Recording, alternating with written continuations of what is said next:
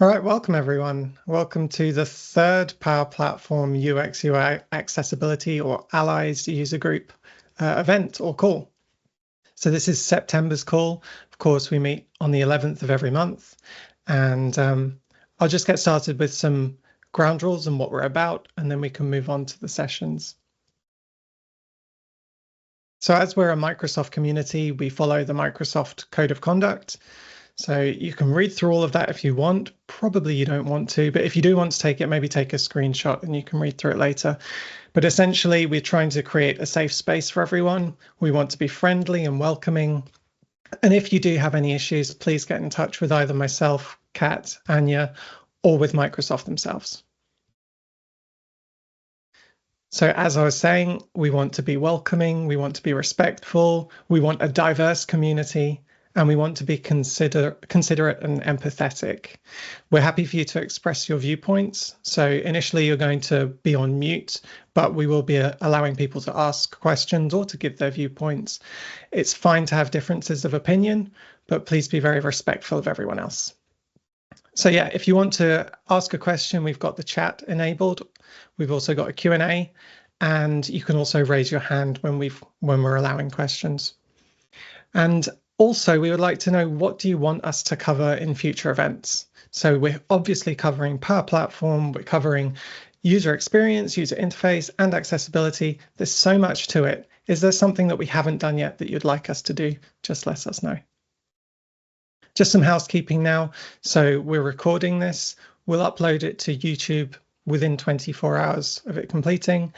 As I said before, please feel free to put on your cameras. We'd love to see you, but we're leaving you on mute for now until we're willing to have some discussion so that presenters can concentrate on what they're doing.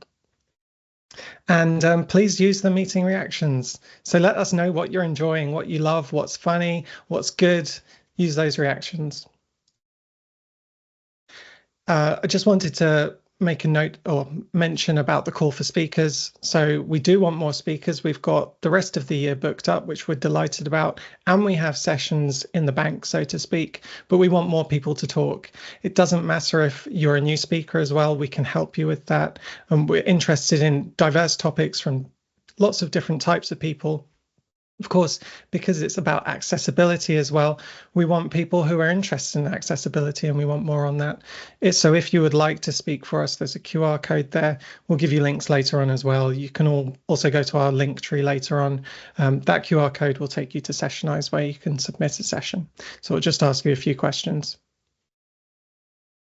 So without further ado, the bit you're all waiting for, which is not me talking, it's these two superstars, as I said on LinkedIn. So we've got Sean Astrkhan talking about Acc-sell-ability. So that's accessibility and the monetary side of things, which I'm very interested to see. I'm currently doing Sean's Architect's Accelerator, and I know he has so much wisdom to share, so I'm looking forward to that.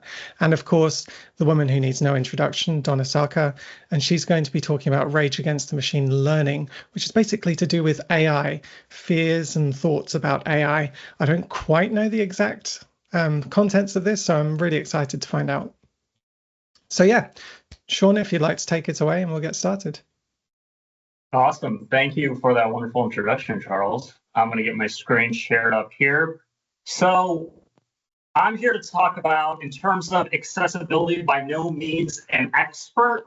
However, I attend this group to learn those things. And one of the areas I end up in a lot is, how do I convince stakeholders to do this? In the last user group session, Sander asked the question of, it seems like if I'm going to make my apps more accessible, that's going to end up becoming kind of like expensive and a lot of work. And I think the problem with that kind of discussion with the stakeholder is they see accessibility as an expense. I used to use words like, it's the ethical thing to do. It gives more access to everyone. However, once I started changing my words and my approaches and talking about the way that it actually makes money for them, is when I started to get a lot of time in the budget in order to make my apps accessible. So I'm excited to share some of those strategies with you too.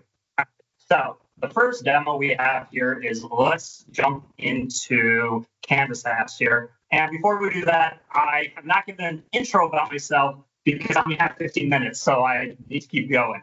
One of the things, as Charles mentioned, we'd love to see you on your camera. I see all of you here in front of me, so I appreciate seeing all of these beautiful faces. So far, I only see Charles on camera, but that's all right. This is going to be slightly interactive, so feel free to type in the chat if you have things. I'm literally looking at the chat now as well. All right.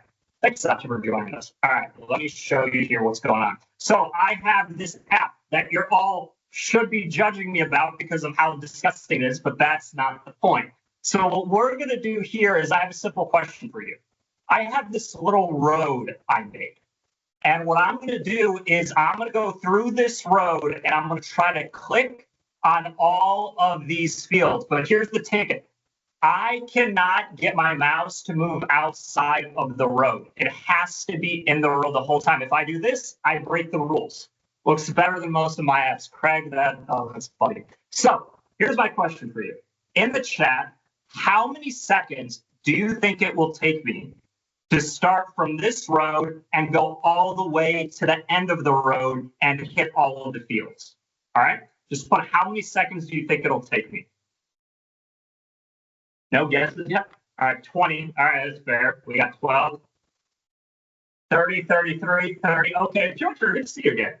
Gabrielle, no worries about being off camera. Awesome. All right, here we go.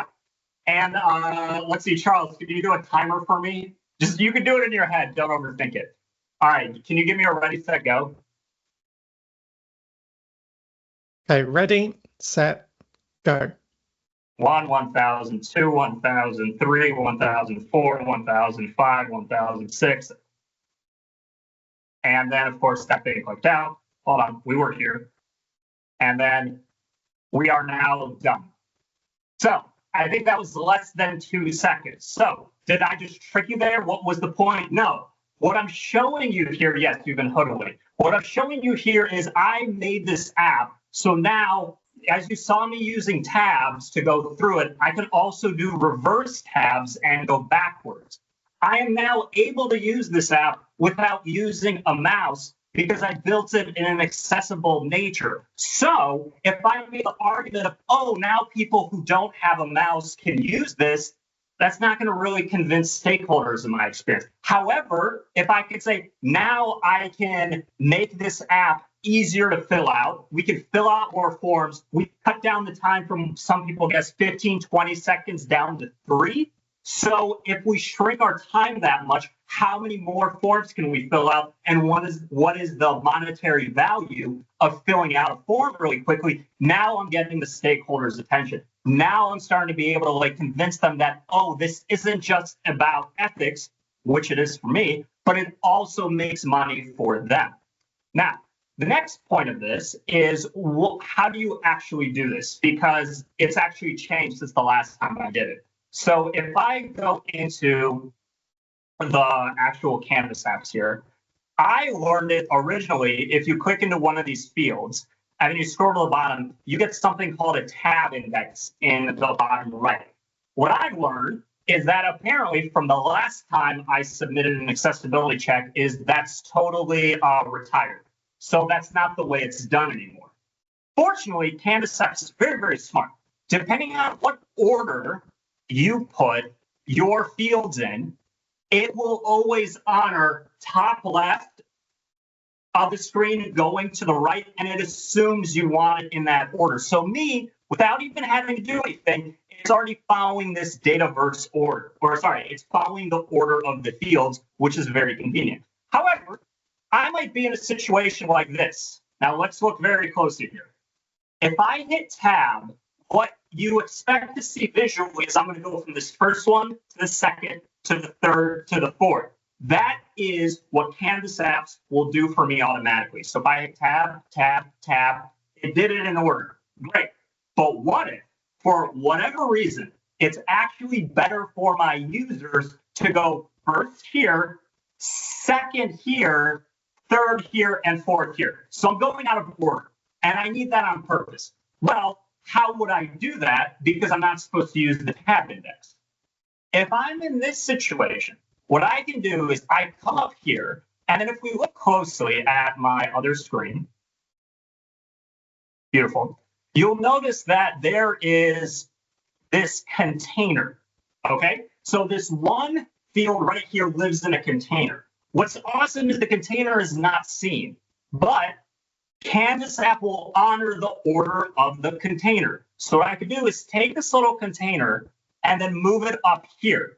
So now, and I'll zoom in a little more in case anyone's watching on their phone. If I zoom in a little more, I'll see here that now the due first is at the top. The due second container is next, then it's due third, then it's due fourth. So great. But as you can tell, I've got this should not be floating up here. So I can just take it, drag it to the bottom. I'm going to hit save. And then I'm going to hit publish, and we're going to refresh and see if this live demo works. So no promises, because, we're doing it live. All right, let's see what happens. Let's go here. Let's refresh. Hopefully it'll say, hey, you need to use there's a new version of this app. So far, it's not saying that, but that's fine. I already, I made a backup version because I thought this might actually, a new version is coming. Let's see if it's ready one more time. And if not, I have a working version of this. We'll let you know when it's available. All right, you know what? None of us have time for this, so let's move on. So here's the original one I showed you where it is out of order. It's going down like a staircase. However, if I hit this one, this is just a duplicate of this app. Now watch very closely where the tab is. I start here, I hit tab, do you see? I'm here now, I'm under due second. Then I hit tab again, I'm under due third, and I hit tab again, I'm under due fourth. So now, simply by changing the order of the container, I am able to actually get the tab sequence and what I want. And then obviously, just like I said earlier, make sure that reverse tab also works. So if I press shift and tab, it goes backwards the way expected. Specifically, yeah, correct, yeah. That's how I found about it, was actually pressing this demo. All right. Next point. So jumping back to my actual slides here. Any questions, by the way, for the old index was better? Okay. If we have time at the end, I would love to discuss more about that. All right. The next thing I wanted to show here is the idea of really getting into vision. So again, don't freak out how ugly my canvas apps are. So I'm just going to let you look at this for a second. Okay, good. You're all uncomfortable. Let's move forward. This next activity is going to be, it's going to be harder for anyone who has certain visual issues, but that's on purpose here because I'm trying to kind of show a concept here. All right, so I'm going to put a number here. As soon as you see a number here, I want you to write down versus how we'll get into that at the end. Good to see you here. Right here, I'm going to put a number. Please write down what number you see. Here we go. Please put it in the chat. What number do you see here? 45419. Okay, wonderful. All right. 454. Okay, good. That's good enough for me. The fact is that some of you are able to see this successfully, and that's kind of what I was going for. However, if we look into it, let's try to change this up for a second. I'm going to put a new number on the screen, and I'm going to emulate. I'm going to show you what this looks like for someone who, and I'm terrible at pronouncing this, someone who isn't able to see the color blue very well. I believe it's called tritanopia. So if I turn that on, we'll see here that, okay, blue is slightly removed, so we're in this situation. Now the number still appears here. I'm going to put a new number on the screen, and we're going to see if you can see it. So this one is I'm simulating someone who is unable to see green. Right now, here's the new number. Please put it in the chat if you could tell me what number you're seeing here. 12164. Okay, great. Okay, terrific. So we're all able to see that. Congrats. You have that ability to see that vision. Not everybody does. However, look down here at this graph. Did you notice? This is really hard to see. So what numbers are going on here? And if a big part of my job is to know these numbers, I'm suddenly getting into issues and I might not even be aware of this. So if I'm giving my company the wrong numbers about how much profit we made, that actually translates into issues in the system. That causes problems that I don't know what's going on, which could have been solved with accessibility. So the company could be losing money here and we don't even know. I'm going to show one more here, which is that if we get into the scenario where we go and show if you cannot see red, what's it called? Protanopia. What number do you see now? Oh, suddenly everyone in the chat slowed down a little bit. Okay, sure, some of you can see it, but do you see how hard this is? When I give this kind of demo is usually what stakeholders are like, okay, yeah, no, totally makes sense. I don't want the wrong numbers. I don't even want to run into this issue and make mistakes. Go for it. You have the budget to do it. One more thing is sometimes I get pushback where, oh, I don't know anyone at my company who has visual impairments. Okay, well, here's the thing. Legally, if we go into this, in the USA, I cannot speak for Europe. In the United States, you do not have to legally disclose to your employer that you have visual issues in a lot of circumstances. So there could be people with visual issues at your company, and they just haven't said that because they don't need to, and maybe it's their own personal information. All right, another reason for that. So next point here. What color is this Coke can? Don't try to get fancy with me. Just please put in the chat real quick. What color is it to you? All right, any guesses? All right, thank you. Appreciate that, Anna. Yeah, so you're all saying that it's red. I think it's red too, but watch this. If we zoom in, this one is starting to look less red. And then if we really zoom in, there is no red here. This is all just black and white and a little blue. Isn't that insane? That right here has nothing to do with accessibility. I just thought it was really cool. All right, next thing, let's go into Power Pages. How much time do I have left, by the way? Charles, am I like at 5 minutes left? You're good to go on for another 12 minutes. 12? Yeah, you got some time. Yeah. Okay, sweet. All right, then we can get into this fun stuff with Power Pages. All right, so the next point here on Power Pages especially, this is a really rich time in order to make your apps really like profitable and really bring in money in ways that can also be super accessible. So watch this. In this case right here, a lot of people forget this. I embarrassingly did the same thing when I was building a lot of front-end apps and had to write a lot of HTML back in the day. So right here on this image, if I go into settings right here, and then I have this alt text. So most people think of alt text, oh, I need to populate them, because what I can do with alt text is now I'm able to use that for screen readers, which is true. It helps with accessibility. However, if you populate the alt text on your images, there's one other huge benefit it brings. Does anyone have any guesses? Feel free to write in the comments. If it's complete silence, no worries. I'll show you the main one that I see out of this. And the reason I populate, yeah. Very well done. SEO is the big one. Getting the right SEO here actually moves above the accessibility check and automatically for everybody. Yes, exactly. So thanks for pointing that out here. So in terms of this on SEO, yes, that's the big one. It also not only does it make your website easier to find for those specific keywords, but Google will rank you higher if you have a high accessibility check.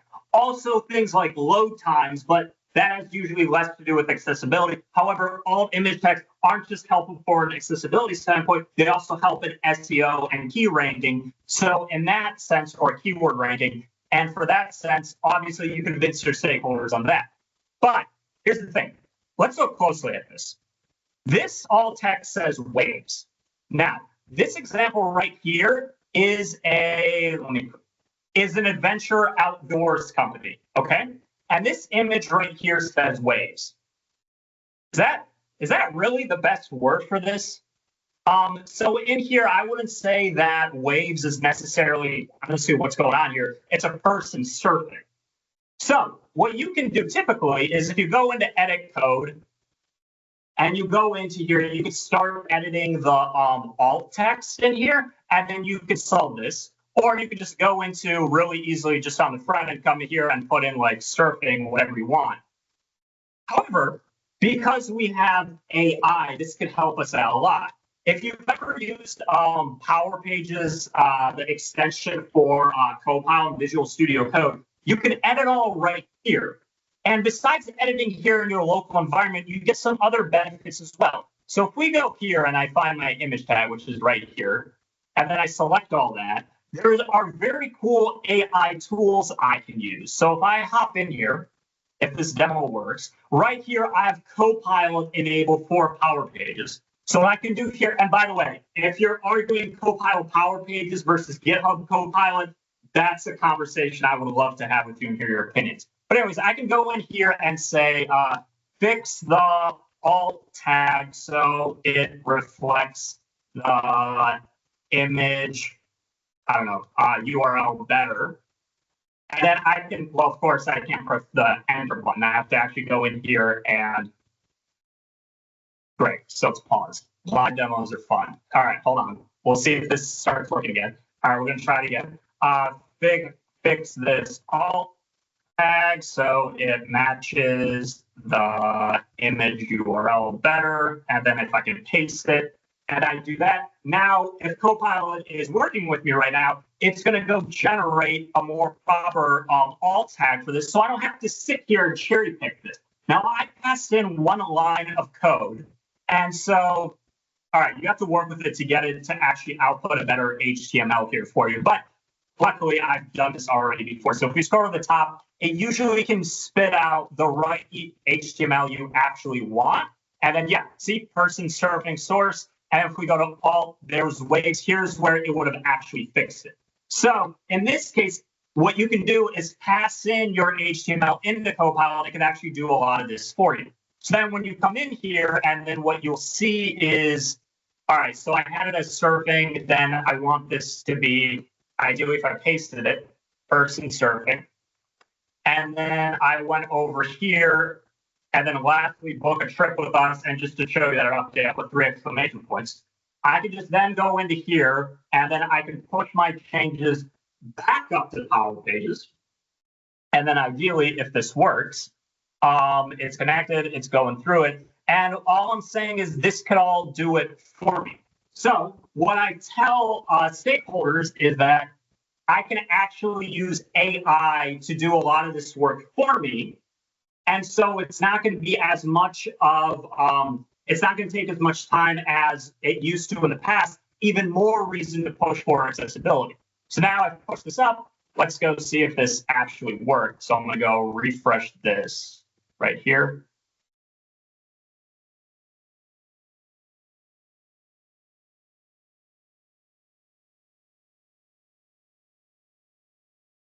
And we'll give it a second.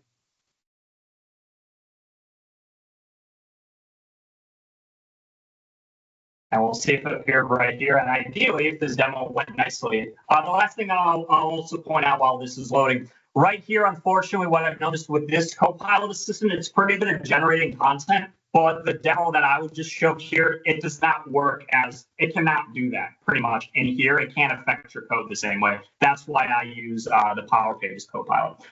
Cool. So we went here. It did, unfortunately, did not catch my update here. But ideally, you're able to right here, Power Pages upload succeeded, benefit. Okay. So it should have. I can go look into what went wrong here. But ideally, with just one click, you can get that. And then right down here, you'll be able to come in here and instead of waves, it'll actually say person surfing, which is the demo. Pretend it did that. So I don't have to go figure out, now I have to go figure out and debug what went wrong there.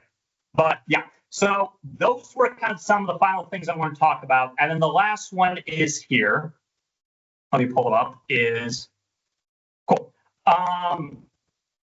Let me go into, yeah. So besides all text appearing in SEO, that was a key one. Unfortunately, one limitation you're going to run into that I've noticed has been harder for me to solve is when we go down here is in Dataverse. A lot of these images are loaded from Dataverse. So when I actually upload my image, I don't have as much ability in order to actually show the alt text as much as I want, as I don't have as much control. And that's the one where I really love GitHub Copilot, because I can actually generate and have more control. Let me show you.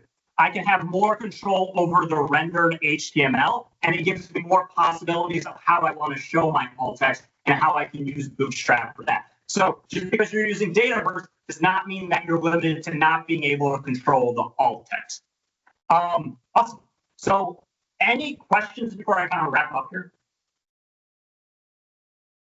Awesome. All right. And then I saw some messages in the chat. Charles, I'm good, yeah? But do I have any more time or am I out? You're good. Yep.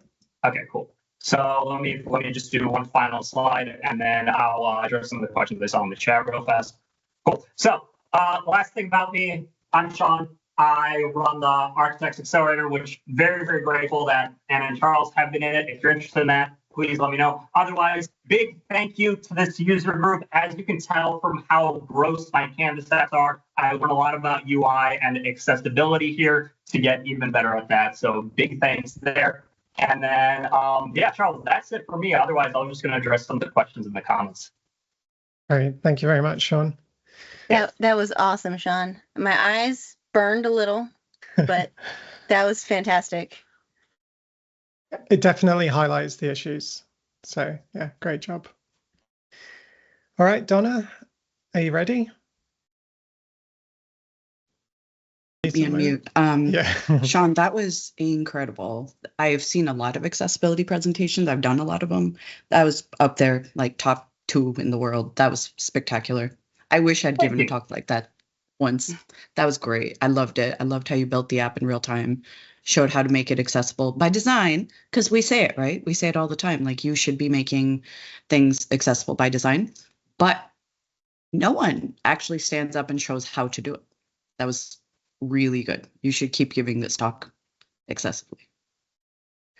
All right. We're going to attempt to share my screen. My Wi-Fi is very bad today. Just prepare yourselves for that.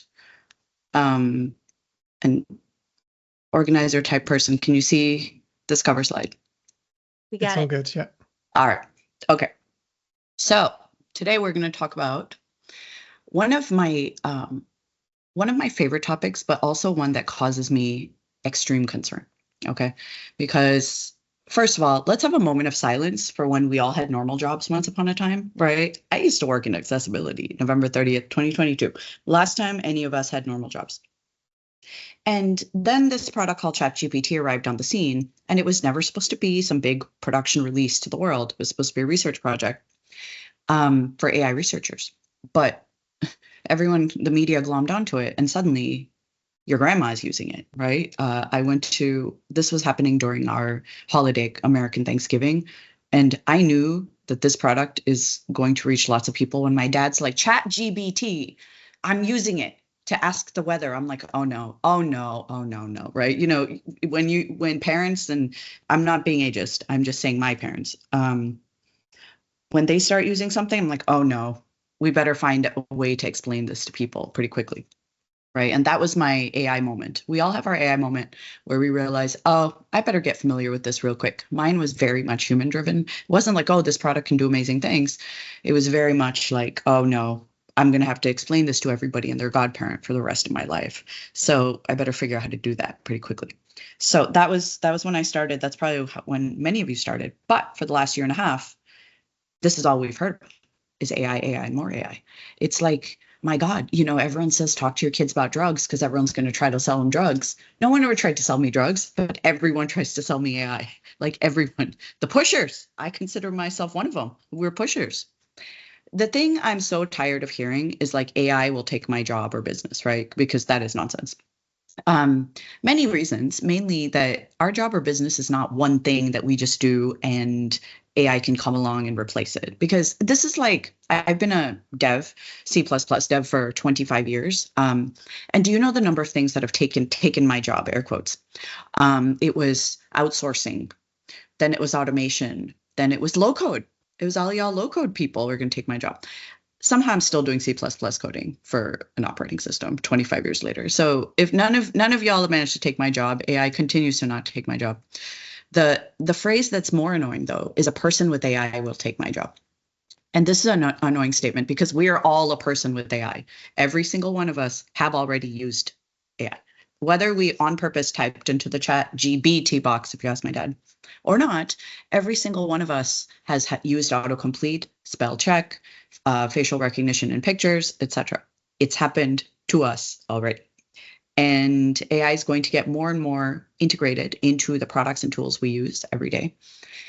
And the big question that weighs on my mind, and that should actually weigh on the minds of everyone, is that AI is super biased. So what AI does is it takes something, let me turn on this light, gosh, takes something that was created by maybe one person and then puts it out there into the world. So we have exponential amounts of bias. So what does that look like? First of all, we just see it, right? We're seeing like, hey, humans absorb bias from AI, and then we keep that bias with us because we read something on the internet and now we're repeating it, right? Of course, there's all these studies that show like AI will put people of color into a specific category that they should not be, even if that's not, representative of the world as a whole. This tutor group's AI rejects applicants due to age. We got ageism on aisle 1 at scale. It's not even a recruiter doing this. And then we've recently gone through this rigmarole around AI interfering in elections, right? Which is going on all over the world. We've had a lot of elections this year. So misinformation is one thing. Misinformation at scale with AI is a whole another thing. So why is AI biased? Okay, there's many reasons. And usually someone will throw up a chart or graph like this and say it's retrieval augmented generation, it's data sources, it's query, it's context. And the answer is yes. AI is biased because it is biased from the very, very beginning. So let's just go through a few of the steps, right? That I've been training models now for about a year and a half, and it is a very horrible process because choosing the training data to train a model is a biased process because you're going to need, first of all, diverse people to do this work, not just dorks like me who live in the West Coast of the US. And you need quality training data. So someone to say this data is good or this data is not good, right? And that opinion will differ. So you need diverse data sources, wide range of demographics and scenarios. Obviously, we can't just have data from the US. We need balanced data sets. This is a huge problem because most of the data AI is trained on is from the US. So now you have to like do some weird rebalancing activity to not overrepresent. We have to anonymize. Here's a huge privacy thing. We don't need like Dona's, Zillow data. We don't need to pick up any specific PII information, like who lives there, et cetera, et cetera. And then you have to normalize. So normalization is throw out the weird outliers and then look at like what is common denominator, right? But unless we think about bias at each one of these phases, the data set itself is going to be biased. So the next thing is pre-training and training the model. And this is how do you choose an algorithm and say, I'm going to train this model to be good for blah, right? And there are specific algorithms that are more fair than others, but people actually have to do the research and choose that. We have to have diverse humans in the loop because training a model is not the most fun activity where, you generate a question for the model and you say that's a good answer or a bad answer. That human in the loop, we have to have a diverse set of people doing that, right? We can't just have, again, dorks like me who live in the US. We need people all over the world to say, actually, that's a good answer, or actually, that's a bad answer. So the next one is continuous monitoring, where you have to put monitoring systems in place. It can't just be human to say like flag if you ever get responses like this, or flag if you get responses like that. And then you have to document. This is something people just do not do. It's a huge issue with tech right now where people will release a model and they're like, what does this do? What was it trained on? What is it good for? What is it bad for? Etc. We just don't do it. So the third phase, this is the part you all know very well, which is building the product, right? So this is just standard product development, but all of the product development biases that happen, they just happen at scale with AI because you still are going to gather the requirements from stakeholders, diverse stakeholders.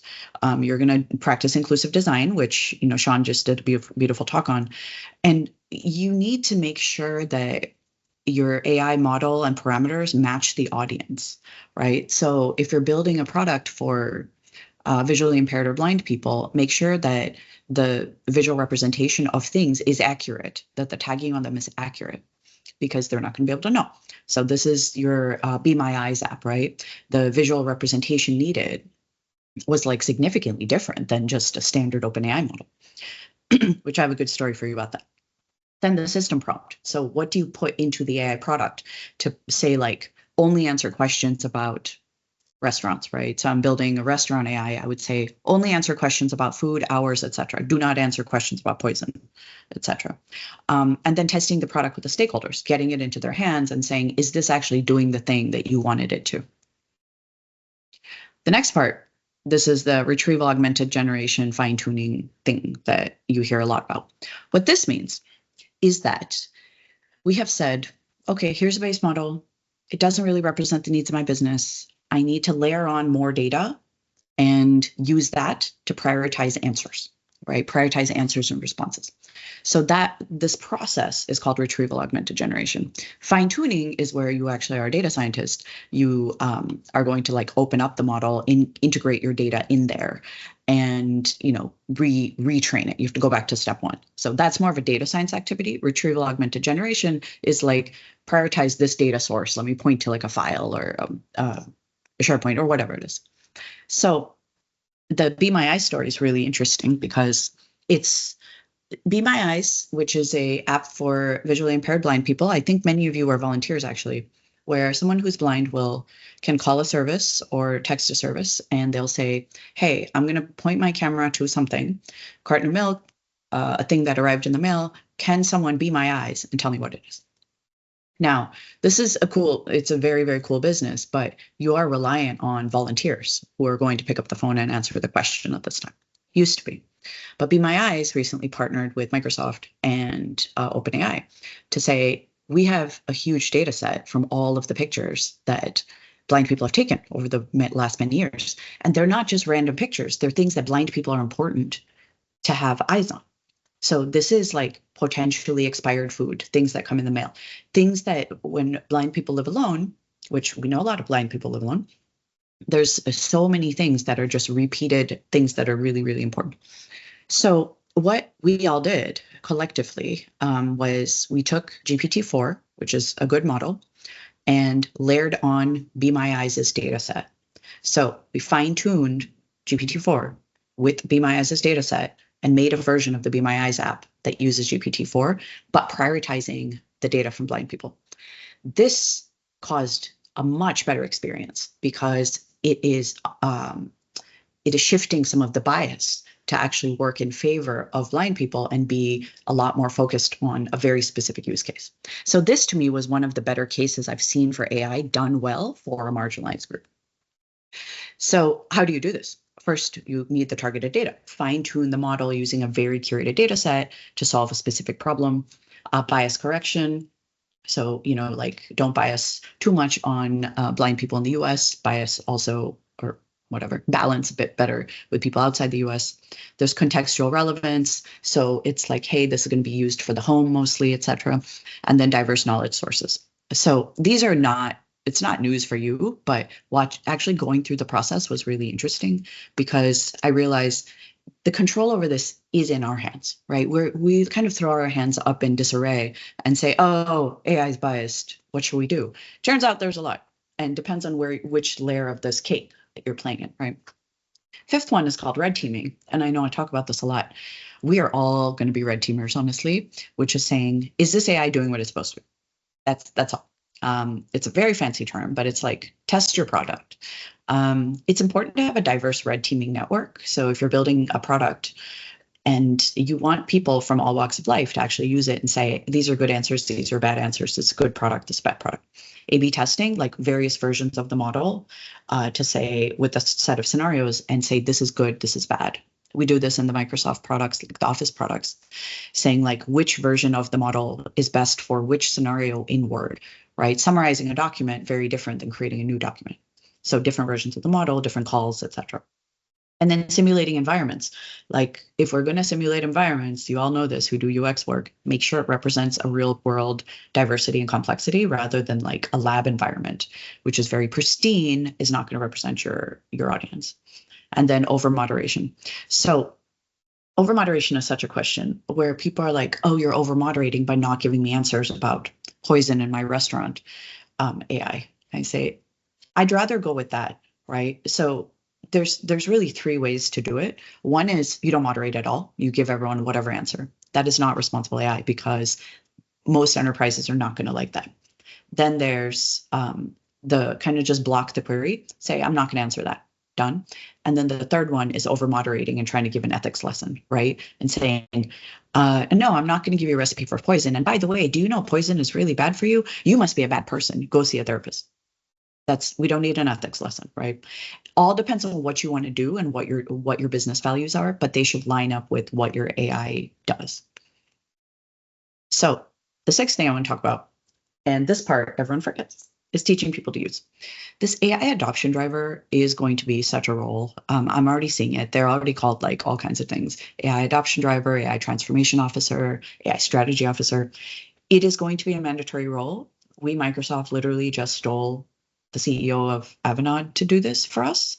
She is now the AI transformation officer for Microsoft. Her job is to transform Microsoft with AI.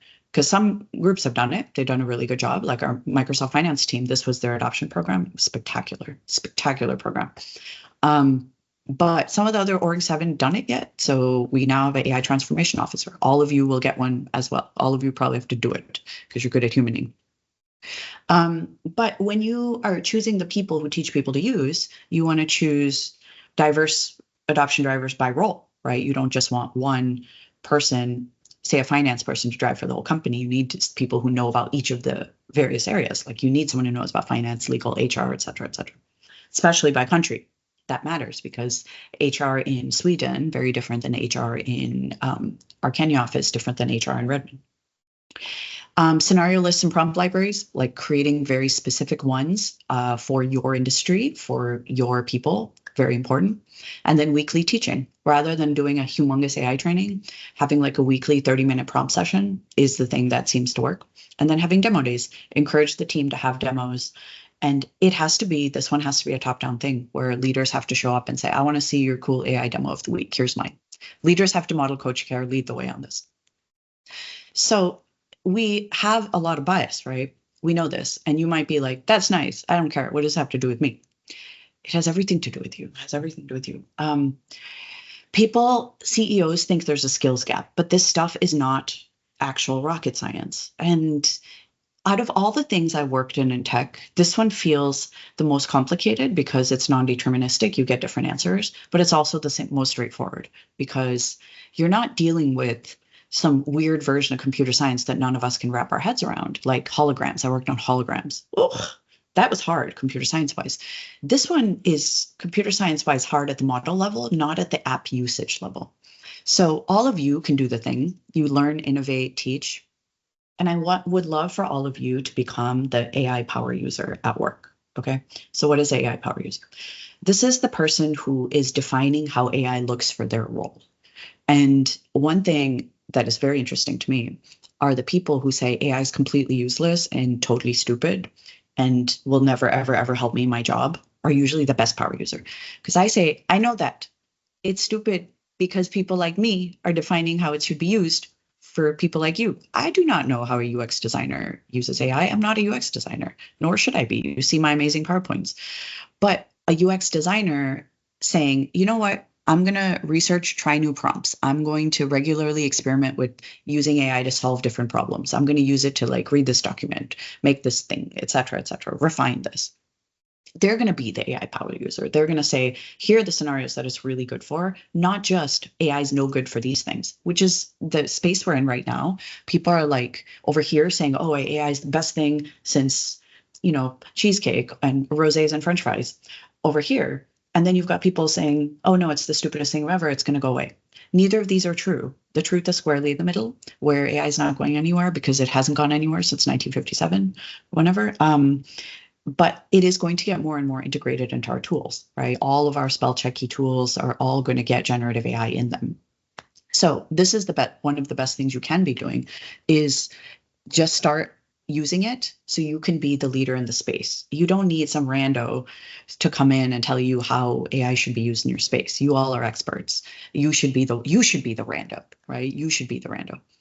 And the inequity is already showing up. So when a company buys AI products and they only buy it for half, no good, because these people are going to get ahead and other people can legitly go create like a legal situation. We're already seeing it happen. It's already happening. So global AI jobs, I haven't done a snapshot recently, but it just goes up over month. 43% increase. That was the same between June and now, even when people are like, oh, there's no jobs. The majority of the jobs being posted right now in tech are AI jobs. And I'm not surprised because there's a mandate in US government saying every government office is going to hire a chief AI officer, right? And they're not going to be building models. They're going to be doing AI transformation. So that job, the fact that like every government now needs to hire, they don't know how to hire, they don't have training, they don't know how to do anything. So for all of you, how do you create a role for yourself? You know, I share this set of slides a lot because I believe everyone has a role to play. One is, of course, like, do you want to be a machine learning expert? Maybe. If some of you like this, please lean all into it. I did this. I'm not going to be a machine learning expert. I found it to be incredibly important, very boring. This deep learning.ai course, the intro one, is a great starter if you're interested. I think people should just get familiar so you understand how it works. Second one is, of course, the expert, the problem space. This is your product manager, your business person, etc. Like, how do people use it? Like, what are you trying to do? Gather the requirements, talk to the user, make sure that you know what a good answer is, what a bad answer is.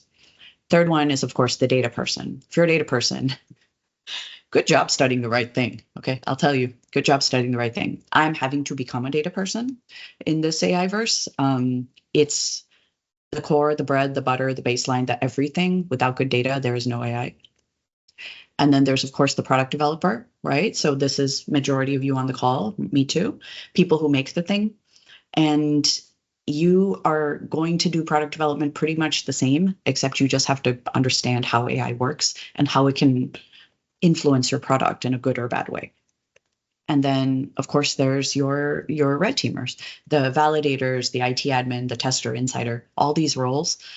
They're all going to involve an element of testing the AI to see what it does well and what it does badly, and then teaching other people to use it.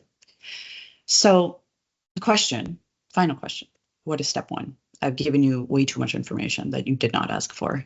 And I would like for all of you to realize we're in year 2. We're still in year 2. I know it's felt like the world's longest year 2, but it is. We're still in the Nokia flip phone era. We're still there.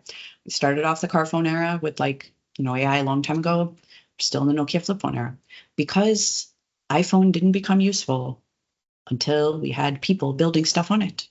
iPhone by itself, not useful until there's a Kindle app, Delta Airlines app, app to look at the stars or whatever. Those are all created by people like you. That's all. They weren't created by Apple. The Apple inbox apps are kind of crap. It's the same with Android. Those are not the best apps. The best apps are the ones made by people like you. And AI will never, ever, ever be useful in your industry till people like you get involved. So there's homework. I would like all of you to rage against the machine learning. I would like you to say, no, machine learning, you are biased and you are wrong and you're not good for my industry. But I'm going to do something about it. And every beautiful person on this call, because all of you are do the thing people, are going to go out there. You're going to learn to ask good questions and prompt well. You're going to figure out okay, how can this AI product be useful actually for me? It's not useful, but how can it be useful? Second, think of one process that you'd like to make simpler or better or easier for you, and AI the heck out of it. Be like, how can I make my life easier here? And mine is, I'm not kidding, writing documents. I hate writing documents so much. AI writes all my documents now. And then third thing is share with the people and teach them how to do this. Don't just say, oh, use AI to do blah. Steps, right? Use this prompt. You need to write a document about responsible AI. Do not go to the internet with you, Donna. Go to Word, open it and say, write a blah about responsible AI, cite 6 principles, put a use case, write it for audience of 11th graders. Just use it. Say, I'm going to use it every single day. And then teach people. And honestly, share at scale. All of you are good at sharing at scale, but this is the way you are going to influence the industry in a positive way. The industry is not going to be influenced in a positive way by itself over there. We've proven we can't have nice things, right? We've proven that over years. This is how you end up with Elon Musk Twitter. No, we can't have nice things. We need every single one of you to get involved in this industry. And I really recommend you choose something you know very, very well. Look at the correctness, the cost, the effort over 1 to 3 months and say, is it worth it or not? But be the expert you wish existed in your space. Thank you so much. Thanks, Donna. That was fantastic. That was great. I'm just going to open up the mics for everyone if people would like to ask questions about things. In the meantime, Donna, one thing that I was wondering about is to do with education for kids. Have you seen the AI courses are starting to come into schools or anything along those lines? Like, wait a second, that's more work for me. Yeah. So here's something. I didn't throw down all my stats. I came with some facts, but I thought you'd be bored and go to sleep. So we've got a hilarious situation on our hands where teachers are saying, oh, AI is banned in my classroom. And students are saying, 99% of students are like, we use AI to do all of our work at school. And I'm like, someone out there is lying, right? Because these facts aren't facting. So we can't be like, hey, no AI in classrooms. That's like just strange. It's not going to work. We're starting to see some school districts go the experiment route. One of the problems with education is you have to commit for a year, right? It's not like us and, well, like me in corporate where you can run like a 3-month experiment. It's hard to do that in school because you have to go get approval from like school board, every school has to do it, or you're biasing, whole drama. But we're starting to see things at the college level, and that'll trickle down to high school. That'll go down to a younger group. Because around child safety is a whole new category of responsible AI that I am not an expert in. But we're starting to figure out how we can teach children to use AI as a tool at the same time as teaching teachers how to use AI as a tool to modify lesson plans and, generate exams, etc. So education is going to go through an enormous transformation. And many of you are going to have a hand in it because many of you work with the public sector, etc. But there is so much opportunity in EDU. If that's a space you're interested in, lean all the way in because it's ripe for disruption. It will be one of the more frustrating ones, just so you're clear, because you've got so many humans involved. You've got, the school district head people who are like, no AI anymore. Great. IT pros are like, actually, there's so much shadow AI in my business. It's shocking. Teachers are like, yeah, I'm using it to do lots of random teachery things on the side. Students are all using it to do stuff. So there's a lot of complicated humans here who are not motivated by the same thing at all. In corporate environment, I almost feel it's easier because everyone's motivated by, I want to get paid and go home. That's all. And if AI is going to help me do that better, excellent. Sounds great. But it doesn't become like this ethics debate in a company compared to in education. Yeah. Oh, I was there's comments. Gonna say, I actually just asked my daughter this 2 weeks ago.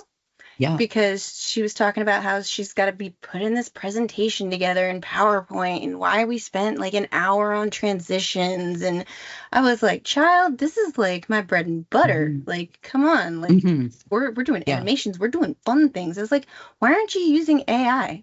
Like, PowerPoint Copilot is like right there. And she's like, we can't use it. We're going to get a 0. I was like, oh, I will march all the way up into that principal, vice principal, and lead teachers' offices. We will have a discussion. We will have this, they're going to, if you prevent the learning of the technology from a young age, it just gets harder. It's like you look at, like you were talking about, your parents learning about this chat BGT thing. I'm like, why? Yeah. The younger that, somebody picks up new technology, the better and the faster they're able to absorb. And come on. Yep. That is it's fact. only going to make you better critical thinkers. Totally. It's just one of these where it's a tool, like all tools, good uses, bad uses, right? There's no special evil about AI. It's the same amount of evil as everything else we've ever introduced. Same amount of evil. My 3-year-old speaks to Alexa every day asking for the weather. So yeah, from early days. Yep. That's a UK thing though, isn't it? That's like the main topic of conversation. Oh, it isn't the weather. It is indeed. How is the weather? All right, I'm just going to wrap up with some slides, and if people want to ask some questions after that, feel free. But I just want to quickly get on to next month's call. So we have Bulent Altensoy and Angeliki Patsiavu, and they're talking about, so Bulent is talking about ways to smart up your Canvas app with color. And then Angeliki is talking about user experience. So silence of the technical lambs. So when you're not speaking up for user experience, what is going to happen? What are the pitfalls? There's a QR code on the screen. So if you scan that QR code, it will take you to the registration page for next month's call. Of course, we'll be posting about it on LinkedIn in the meantime. And yeah, time zones are there as well. So, of course, we have our events on the 11th of every month. So it'll be the 11th of October. That will land on a Friday. So fortunately, not a weekend. And I also wanted to just say a quick thank you to everyone. So thank you to the presenters, to Sean and Donna. Thank you to everyone who attended. Thank you to the Microsoft staff who have attended as well and been answering comments in the chat. That's really important. Also, if you have any feedback on the call, there's a feedback form there. So I'd love to know whether you thought things were good, bad, or just indifferent. And we've got our socials on screen at the moment as well. And I'm happy to hang around for a little bit if anyone wants to ask any questions or talk a little bit. But yeah, thank you. Yeah, and if anybody is going to be at the Power Platform Conference next week, and I will both be there live and in person. You're going to be there, of course. I promise not to harass you with the dinosaur costume like last year. Really? You harassed me 2 years in a row with the dinosaur costume. Well, no, I'll come to the session. 100%, I'll come to the session. Just so you know, Kat won't ran up on stage, ran in a circle while I'm giving a big spiel about the importance of ethics and AI, and we've got a dinosaur running in circles. I'm like, this is the best session that's ever happened. It's great. If you wanna see a session about Power Apps UXverse, you can come and see my session. Yeah. Lots of flashy images. Yeah. We'll even have stickers. Stickers are on the way. So, which is not as correct, David's. So anybody else in attendance here who's going to be there? I feel like I don't know if I missed it. Parvez is coming. Yeah. Awesome. I will also be giving two presentations, not official presentations, but there'll be MVP Theater Showcase presentations over in the community lounge. One on my code review process, and my other is on my journey from regular old business user to a senior software developer and MVP. So that's going to be fun. Is that Dastan? Say that right? Yeah, it's Dastan. Hey, everyone. I have a quick question for Sean. Sean, that was awesome. Like, I'm looking for that, like, order of elements and tab, you know, like the way you did it with the container. I'm having a hard time with like galleries, like elements inside the gallery, like especially for accessibility. I'm making like calendars and sometimes galleries inside galleries. Do you have any like good resources about that? Because like I don't know how does it go. Like, if I have a gallery inside gallery, does it cover the first gallery and then go tab into like it's so confusing. Yeah, I have a couple great resources. The first one is Charles Sexton. Okay. End of comment. So with galleries, they are tricky though with the nested piece. I think you can't get past 2. You can't add a third one there. So Dastan, I haven't actually tried it out with indexing for what you're trying to do. But according to the documentation and everything they're pushing on that site, it is literally the order of where the X and Y axis in terms of which one is top left. So as long as you're adhering to that, you should be following the same index there. I'm curious when you experiment with this, what comes out with that. But according to the documentation, it should honor that. Yeah, I literally just came across this, I want to say last week, where I found the documentation. It is all about your X and Y.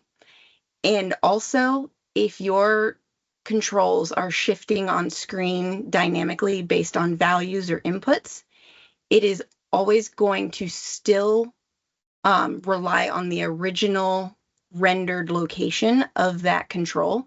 So if you have a control that is being hidden for, purposes of, you haven't filled in a field and you're waiting on a field to get filled in before it shows, you can make that field be like 1 tall or whatever it is, or the transparency or whatever, as long as that particular control shows above or to the left of whatever the next control is, that it will honor it. But if you do not have that control on your screen, actual visibly, i.e. it's not hidden, it's not going to honor it. And there's like a whole thing. Like, I went rabbit hole deep with this. Like, I was like, oh my God, this is amazing. And then I found out about the ARIA tags, and I was like, oh man, my HTML controls, I'm gonna be throwing ARIA tags up in there. Like, I have plans in Zane's of like just taking over the accessibility world. And also, you're going to share this with us, yeah? Yeah. I was thinking of trying to do it in a 15-minute session in November, and I'm still trying to figure out how I'm going to put together, 2 hours of talks for next week yet. So one step at a time. I also like what Craig White pointed out, which is just the performance impact when you get nested galleries. So why it's just that you should try to avoid them. There are other architectural approaches. You could try to flatten your data first to see if you can even get there. And then you can get into like wherever your data source is coming from. Can you modify it there is a slightly different approach, which again, your front end should not be, there shouldn't be that much code there. It should just display that actual logic of what should be where that can happen on the back. Again, that may not be possible for your data, but something to look into if you do have control over that. And nice cat. Okay. Thank you. It's so fluffy. Dustin, with your use case, was the issue to do with tabbing through the calendar? It's tabbing through. So it's hard to explain unless if I showcase it. So it's like I have made a calendar where like users click on an event. So the event is linked to a SharePoint list. It's an event, like it's like a session. Like every week they have different events. So like there is a gallery on the top, the weekdays, and then there's another gallery to sort all the events in each day, and then there is gallery inside that gallery. So I had to go through a lot of accessibility, and we have a very restrict accessibility team, and especially when it's a public thing for a lot of employees. That I had a hard time going. So it was going like main gallery and then gallery inside that gallery, and then it was going like down. It's just like it wasn't in order. Yeah, that it's a rough one, especially when you're doing nested galleries. Another thing that I've done, depending on if like the information doesn't necessarily need to be interacted with, it just needs to be displayed, is using the HTML, HTML text field or control, and actually setting the HTML text control. You have to use HTML code, of course, to be able to render it, but you can eventually get that to show up appropriately. So there are ways and tricks of configuring it so that it can work. The other thing I wonder about with what you were talking about is whether you need to display everything all at once, or just display like you have X number of activities on a given day, and then you can click into that day or move into that day with your keyboard, and then you get the additional information about it. Or does it all need to be displayed at once? All needs to be displayed at once. Yes. Really? I'm put a screenshot in the chat.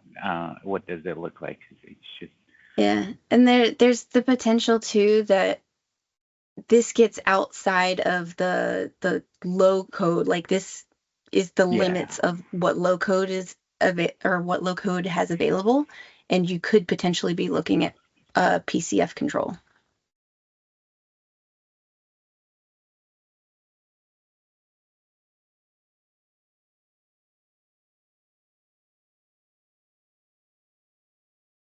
It looks nice. Yeah, thank you. Yeah.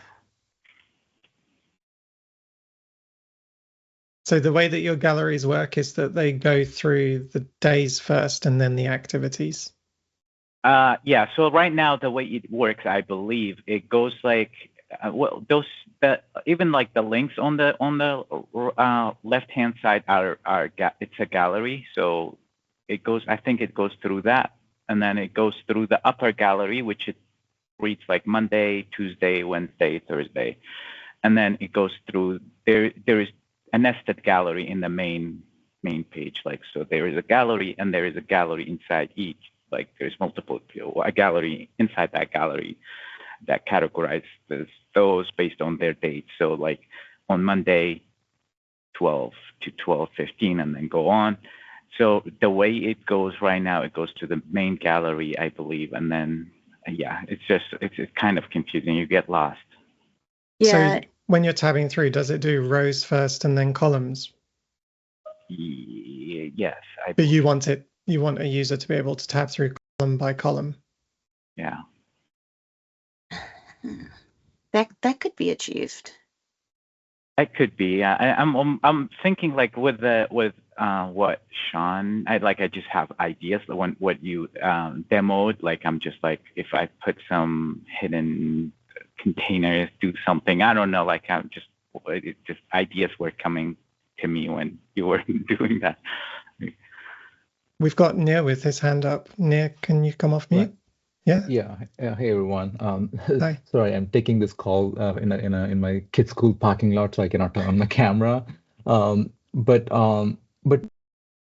yeah, this particular challenge that you're having with the calendar control, right? So generally speaking, whenever we use gallery control to build this kind of complex controls, whether it is a calendar control or a detailed list, it might look like a real control, but under the hood in the accessibility layer, it breaks a lot of accessibility issues, right? Like in this case, even though we can get the keyboard working, but if the moment we start using screen reader, when they go from one column to another column, screen readers will not read the column header, right? Because that's the requirement for the accessibility. How can a screen reader user know which column it is tied to? So to solve this problem, it is a complicated problem. To solve this problem, the best way is to actually have Power Apps have as many out-of-the-box controls as possible, which can accommodate these kind of experiences, right? Like that's the best way of solving this problem. Meanwhile, as Kat was saying, using PCF is another option. If I had to design the HTML for this, the way I would create it is create it as a table control and insert each of those items as a part of those cells in the table, right? Like I had to create it from scratch, not using gallery control, but as a HTML.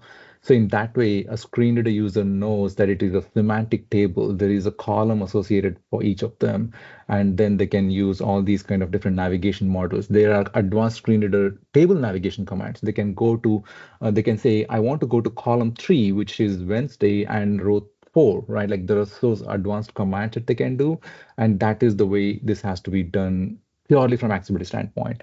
I know it's a limitation. Gallery control is there. You can really, I've seen customers take gallery control and literally change it into something completely different, which does not even look like a gallery control, but it is not at all accessible, right?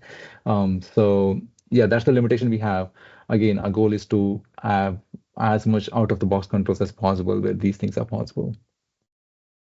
Does that mean that you're saying that it's not possible at the moment to PCF achieve what we're trying to achieve? Yeah, the PCF is a route for these kind of complex controls, as Kat was saying, right? With PCF, what you can do is you can build those native controls. Again, now we are passing the border of low code, no code, and entering into the realm of more complicated controls. And then, yeah, once you have PCF, all of those things are achievable. And with PCF, I recommend looking into the Fluent controls. If you have heard about that, the Fluent controls has a lot of these complex controls that can be plugged in as a part of, Power Apps. So many of our customers have been doing that in the past. Can I just ask one more thing? If this was 5 galleries, so 5 vertical galleries, one for each day, just on their own, so if it's always 5 days, if it's static, would that be okay from an accessibility perspective? That's a good question. I mean, it could, but again, visually, if you see, it's a two-dimensional array, right? Visually. So somebody might start thinking that why can't I use arrow keys? Because that's what calendar controls are generally used. If you look at the Fluent calendar control, they use arrow keys to navigate around, right? So if someone coming with that kind of background, that's a common pattern for calendar controls, where there's a strict column header, and when you move from one column to another column, screen reader will say, now we have entered Tuesday from Monday, right? Like those things you will miss out. But yes, that could be one way of solving this. Sorry, I have one more question, the final question, which Yes. is this going to be resolved in a low-code manner in the future? Yes, that's our goal, right? Our goal is to, again, as I said, to have as many out-of-the-box composite-rich controls as possible. So modal dialog is a classic one, right? We used to create modal dialogues that look like modal dialog, but under the hood in the accessibility layer, it was nothing like a modal dialog, right? There had to be a lot of accessibility properties that has to be marked up. Now our intern is wrapping up that feature. So we are getting the modal dialog, right? Now you have an option where we can say that it is a modal dialog in the accessibility layer, not visually. So our goal is to make sure that everything is reflected properly in the accessibility layer and not just visually. So eventually our goal is to have more controls like that, right? Pivot navigations, header control, like rich composite controls that are out of the box accessible. But then until that point, yes, PCF is a workaround. That would be amazing. Thank you. Yeah, I personally use the HTML control like religiously just because I find it a lot easier to manage my accessibility components. Like right now, if you put in a form control, which I also use the form control religiously, the data cards and the way that they're set up, they leave a lot to be desired, to say the least. But I can take a data card that's made up of 4 main controls. So your label, your actual control for what's generating the value, your asterisk for the required, and your error. And I can turn the label and the asterisk into one HTML control where I'm actually putting an asterisk if an asterisk is required, and I'm generating the hover text and alt text that's specific to what this asterisk is. Like, why is this here? What's going on? I can include like subheaders that more or further explain what this control is looking for. I can include an icon that's, a hover over to get more information. So there's so much more that you can do with the HTML control, but you have to know what the HTML control, like how to code in HTML, or Copilot is a good one to help you get there. It's not perfect, but it'll help you get there. And then how to import the accessibility pieces with that. So you can't just throw, an asterisk out there and call it a day. There's components there that you need to include. So. And you expect that when you click on a label that it then focuses on the input and things like that. Yeah, there's so much that goes into it, and that if you go a little bit further with it's pro code, but it's not what everybody considers like C# pro code. It's HTML, web design. Those of us from the MySpace era, we were familiar with it. But just a little bit of HTML, and you can actually make an app more accessible than the straight out of the box. I'm just putting this tier together. So they're a long way off, but we're getting there. Thanks to Nir, yeah, especially being on this call to highlight those issues. That's really good. You're welcome. My pleasure. Yeah, thank you. And please always reach out, because our goal is to continuously improve the accessibility. As I was mentioning in the chat conversations, we are truly trying to push the boundaries. It's not just about accessible, but also, being usable. So we have a panel of people with various disabilities that do usability research, and we are just fixing the last set of bugs where not only our Canvas apps are accessible, but even the authoring experience is also usable, right? Like that's a big thing. So it's very hard because authoring experience is very challenging, right? But yeah, we are pushing the boundaries beyond limits in all the places. And now we are even considering all the game-changing innovations that we can add with AI and stuff like that. So it's a great time to be. So yeah. I can't imagine how you change the studio with things constantly popping into view depending on the context. That must be insane. Exactly. It's not at all a piece of cake. It's very, very challenging. So. Well, I'm looking forward to this write-up, because I will be referring everyone to it, referring from it. It will be my new religious handbook. I guess my next question on that is, how are we going to know when there's new material available for accessibility in Power Apps? Will there be a future blog post from Clay Westner, like when he does his updates? Or do we have another way that we can find out? Yeah, that's mostly the way we would want to do. And again, our goal is to make sure that everything that we build is inherently accessible, so that we don't have to go and specifically document saying that, hey, you need to do some special things with these things.